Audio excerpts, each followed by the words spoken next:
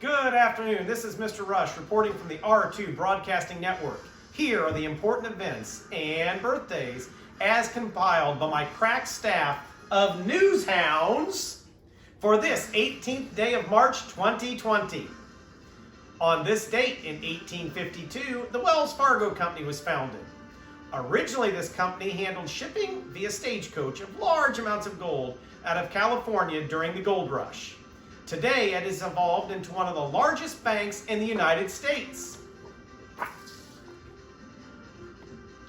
On this date in 1882, the Barnum and Bailey Circus had its first show in New York City. The state of Georgia finally ratified the Bill of Rights to the U.S. Constitution. The Bill of Rights had been proposed to state legislatures in September of 1789. Enough states ratified the Bill of Rights to have it become part of the Constitution by December of 1789. Georgia finally got around to accepting them on this date in 1939.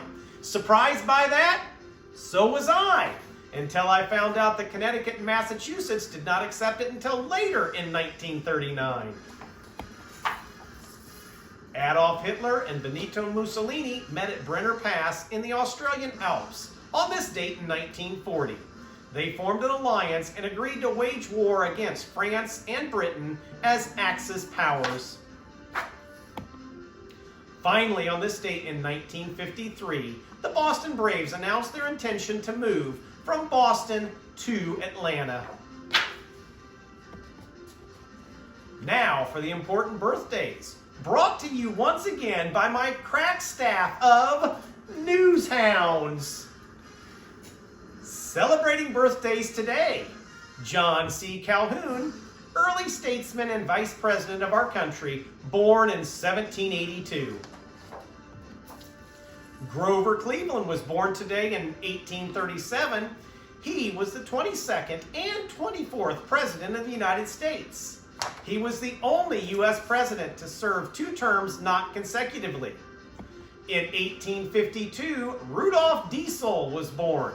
He was an important engineer and innovator of the first diesel engine.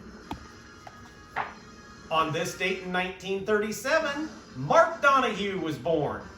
Wonder who he was? He was the 1972 Indy 500 champion. Now, kids, for a big one that I'll bet you didn't know. Copper is so excited about this one.